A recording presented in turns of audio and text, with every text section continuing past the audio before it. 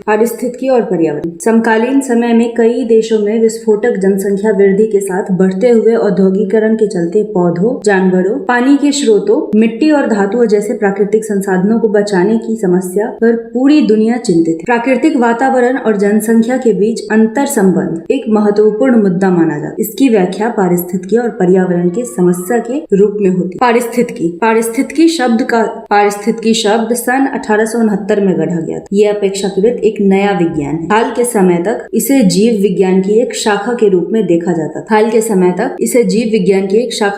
जाना जाता था, लेकिन अब इसे एक स्वतंत्र विषय माना जाता है। हालांकि ये जीव विज्ञान के साथ निकटता से जुड़ा। ये विषय मनुष्यों, पौधों और जानवरों जैसे भिन्न जीवों के बीच संबंध को दर्शाता है। मनुष्य के उद्भव के साथ जो इंसान की पहली जरूरत बनी वो थी भोजन, आश्रय और परिवहन। प्राचीन काल में मनुष्य जंगली उपज और पशु पक्षियों के शिकार पर जीवित थे, जबकि औद्योगिक युग में पौधे और जानवरों के साथ मनुष्य के संबंध में काफी बदलाव आया और अब जीवों को मानवीय प्रयासों द्वारा संरक्षित किया जाता है। पर्यावरण और विकास। पर्यावरण का मतलब है प्रकृति और मानव दोनों द्वारा निर्मित परिवेश। प्राकृतिक तत्वों में मिट्टी, वायु और पानी शामिल होते। ये तीनों तत्व पशु, मनुष्य और पेड़ पौधों के जीवन का आधार है। मानव निर्मित वातावरण में भोजन, आवास और परिवहन से जुड़ी विभिन्न प्रकार की संरचनाएं, जिनमें सड़कें, पुल, बांध आदि, जिनका उपयोग सुविधाओं के तौर पर। पर्यावरण की परिकल्पना ग्रामीण, शहरी, सामाजिक, आर्थिक, सांस्कृतिक और राजनीतिक स्थितियां शामिल। पर्यावरण की परिकल्पना में ग्रामीण, शहरी, आर्थिक, सामाजिक, सांस्कृतिक और राजनीतिक स्थितियां शामिल हैं। मनुष्य के द्वारा निर्मित इन संरचनाओं और प्रयत्नों से पर्यावरण पर सीधा असर पड़ता है, लेकिन पर्यावरणीय नियतिवाद के बारे में ऐसा सोचना गलत होगा कि प्राकृतिक परिवेश को इन मानवीय प्रयासों से बहुत ज्यादा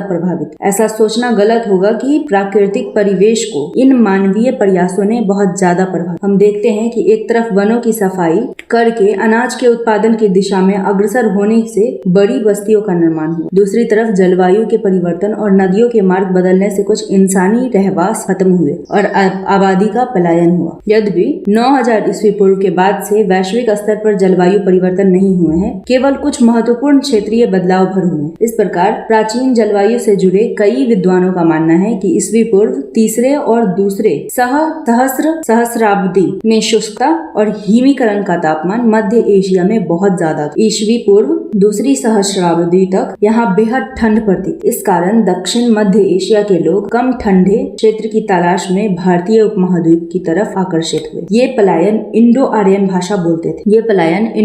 भाषा बोलने वाले और ऋग्वैदिक लोगों का था। प्राकृतिक संसाधनों का दोहन के बिना हम प्राचीन समय में मानव विकास की कल्पना नहीं कर सकते। भारत में सबसे पुरानी बस्तियां आमतौर पर पहाड़ी, पठार या जंगली इलाके, झीलों या नदियों के पास स्थापित होती। यहाँ लोग जीवित रहने के लिए पत्थरों और हड्डियों के औजार बना सकते। इन औजारों का उपयोग पक्षियों और जानवरों के शिकार के लिए किया जाता। साथ ही इनका प्रयोग खेती के लिए मिट्टी को तैयार करने और घरों को बनाने के लिए जमीन समतल करने में भी किया जाता था। वातावरण एवं बस्तियां। कठोर जलोढ़ की मिट्टी, वनों की कटाई और खेती के बिना उन खेती करने वाले समाजों को बसाना लगभग असंभव था, जो गंगा के समतल मैदानों में आकर बसे। ऐसा लोहे की कुल्हाड़ी और लोहे के हल के उपयोग के कारण लगभग 500 ईस्वी पूर्व से ही संभव हुआ होगा। इसके लिए देश के विभिन्न हिस्सों में लोहे की खानों की खोज की गई और इसे निकालने की तकनीक और लोहे के उपकरणों के निर्माण कौशल को विकसित किया। मध्य गंगा के समतल मैदानी इलाकों में प्रभावी रूप से कठोर जलोढ़ मिट्टी, विंध्य क्षेत्र की लाल मिट्टी और दक्कन व पश्चिमी भारत की काली कपास की मिट्टी की जुताई के लिए हल की आवश्यकता थी। आज प्राकृतिक पर्यावरण की सुरक्षा पर जोर दिया जाता है। हालांकि वनों की कटाई के बावजूद 16वीं से 17वीं शताब्दी तक दोआब के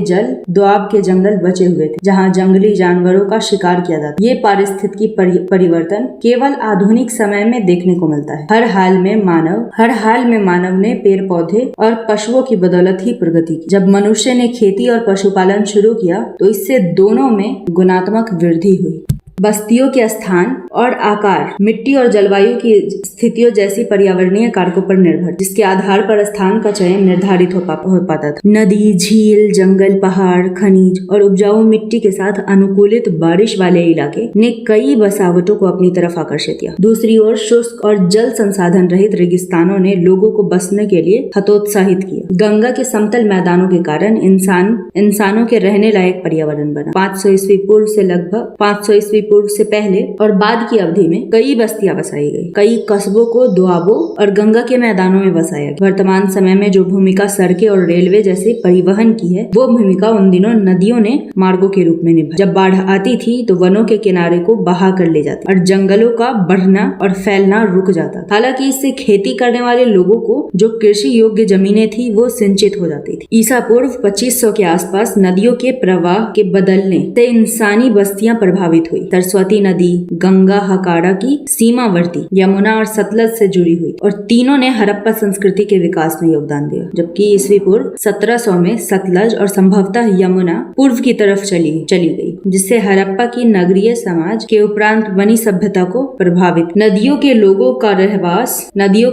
के रहवास का प्राथमिक स्थल बने। नदियों के इन प्रयोगों ने जंगलों को प्रभावी ढंग से साफ किया और मानव रहवास के निर्माण में सहायता प्रदान की। ऐसा भारत में प्रथम महान शहर पाटलिपुत्र के संदर्भ में देखा जाता है। ये गंगा और सोन नदी के किनारे स्थित शहर के नजदीक ही उत्तर में गंडक व घाघरा और दक्षिण में पुनपुन नदी भी गंगा में आकर मिल गई। तीनों तरफ से नदियों की उपस्थिति ने पाटलिपुत्र को लगभग एक जल बंदरगाह बना और इसे राज्य की पहली महान राजधानी बनने में मदद। हालांकि पाटलिपुत्र गंगा और सोन के प्रयाग पर स्थित। बाद में सोन नदी पश्चिम की ओर चली गई। प्रागैतिहासिक काल में चिरांद महत्वपूर्ण हो गया क्योंकि ये गंगा और घाघरा के प्रयाग पर स्थित और इसके आसपास की जगह जंगलों से आच्छादित थी। ऐसा चिरांद में हुए नवपाषाण युग में औजारों के उत्खनन से पता चला। उनमें से कई औजार बारहसिंगा की हड्डियों से बनी है, जो इस बात का संकेत देते हैं कि इन जंगलों में हिरण का शिकार होता था। हालांकि बस्तियों की बसावट के लिए नदियों का किनारा एक उपयुक्त स्थान। लोग तालाब और झील के किनारे भी बसे। ईस्वी पूर्व दूसरी सहस्राब्दी में पूर्वी उत्तर प्रदेश और उत्तरी बिहार में हम ऐसे कई स्थल देखने को मिलते हैं जहाँ जलाशयों के किनारे जीवन का बसना आज भी उसी तरह जारी। बारिश और मानवीय प्रयास। अध्याय 4 में वर्णित वर्षा की प्रासंगिकता को हम याद कर सकते हैं और बारिश व मानव प्रयासों के बीच के अंतर संबंध को समझते हैं। हड़प्पा संस्कृति एक शुष्क और अर्ध रेगिस्तानी क्षेत्र में पाई जाती है। इसका श्रेय अच्छी बारिश को जाता है। वैज्ञानिक लोग ईस्वी पूर्व तीसरी सहस्राब्दी में हड़प्पा क्षेत्र में पर्याप्त बारिश का वर्णन करते। जब कम बारिश हुई तो हड़प्पा की बसावटों पर प्रतिकूल प्रभाव पड़ा। महाराष्ट्र के इनाम गांव से प्राप्त पेड़ पौधे और जीवों के अवशेषों से पता चलता है कि ईस्वी पूर्व 1000 के आसपास वहां का वातावरण बेहद शुष्क हो गया और ऐसी स्थिति में वहां के लोग अपने घरों को छोड़ने और खाना बदोश जीवन व्यतीत करने पर मजबूर हो गए। निश्चय ही बारिश ने कृषि और रहवास की स्थापना में मनुष्य को सहायता पहुंचाई, लेकिन उष्णकटिबंधीय मानसून की भारी बारिश ने लोगों को नियमित काम को बाधित भी किया। हर वर्ष बारिश के मौसम में गौतम बुद्ध 4 महीने के लिए अपनी बुद्धिज्म की शिक्षा दीक्षा के मिशन को रोक देते थे। इस दौरान वे वर्षावास के नाम पर राजगृह, वैशाली और श्रावस्ती जैसे स्थानों पर चले जाते। ऐसा कहा जाता है कि बुद्ध ने श्रावस्ती में 26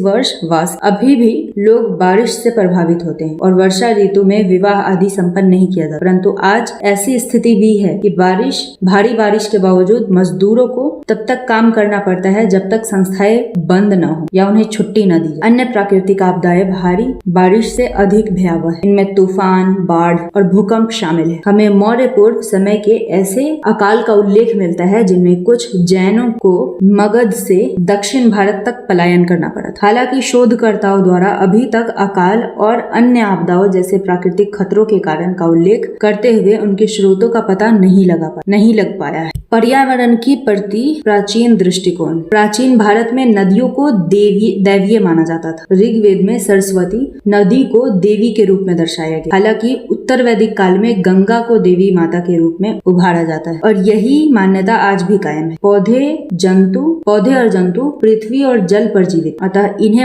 माता माने जाना लगा, जबकि इनकी सुरक्षा व संरक्षण संरक्षण के लिए क्या प्रयास किया जाता था, ऐसी किसी योजनाओं की कोई पुष्टि नहीं हो पाई। नीम, पीपल, वट, शमी और तुलसी सहित कई पेड़ और पौधे को पवित्र माना जाता है। ऐसे ही मान्यता घास सहित जड़ी बूटियों के लिए भी है। ये सभी अपने औषधीय गुण की वजह से मूल्यवान है और इसलिए इनका संरक्षण होता है और पूजा किया जाता है। बड़े और छोटे पेड़ों की रक्षा करने की इच्छा विभिन्न प्राचीन ग्रंथों में व्यक्त की गई है और ऐसा आज भी है। सामान्यतः बड़े बलिदानों और साधारण अनुष्ठानों के समापन पर पुजारी और आम आराधना करने वाले लोग जंगल के पेड़ पौधे के शांति और समृद्धि की कामना करते हैं। महत्वपूर्ण बात यह भी है कि कई प्राचीन ग्रंथों में जानवरों की हत्या की निंदा की गई है। गौतम बुद्ध पहले व्यक्ति थे जिन्होंने पाली भाषा के ऐतिहासिक ग्रंथ सुत्त निपात में गायों की रक्षा की आवश्यकता पर बल दिया। उन्होंने गौ पालन पर जोर दिया क्योंकि उनके विचार में पौधों को विकसित करने के साथ साथ पशु भी लोगों को भोजन, जीवन शक्ति, स्वास्थ्य और खुशी प्रदान करने में सहायक होते हैं। इसलिए निषेधता के रूप में उनका ये मानना था लोगों को गायों को मारना नहीं चाहिए। ईसा की शुरुआती शताब्दी में ब्राह्मणवादी ग्रंथों ने बौद्ध शिक्षा को धार्मिक रंग दिया और मरणोपरांत गौ हत्या करने वाले लोगों के लिए गंभीर परिणाम का उल्लेख किया। बाद में हाथी की भी पूजा की जाने लगी। पारिस्थितिकी और पर्यावरण की पृष्ठभूमि प्राचीन भारत के अध्ययन में मदद करती है और हमारे प्रागैतिहासिक